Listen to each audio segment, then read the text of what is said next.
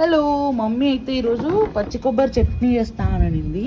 So అందుకే కొన్ని పచ్చి టమాటాలు పీక్కొని రమ్మనింది అనమాట. సో ఇవి కొంచెం చిన్నగా ఉన్నాయి, వేరే చోట పెద్దగా ఉన్నాయి, అక్కడ పీక్కుందాము.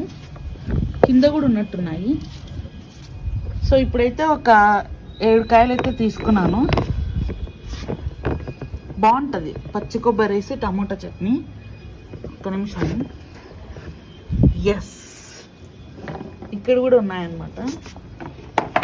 సో మీరే చూడొచ్చు. మీరు కూడా ఎప్పుడన్నా ఇట్లా ఫ్రెష్గా గార్డెన్లో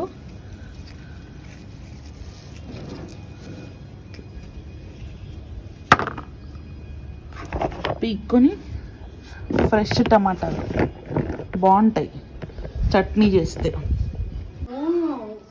మా ఇద్దో పచ్చి టమాటాలు సరిపోతాయా చట్నీకి? ఇది కూడా మాగొత్తుంది, పాకానికి వచ్చిందండి. సరేలే, పచ్చి కొబ్బరి పచ్చి టమాటాల చట్నీ.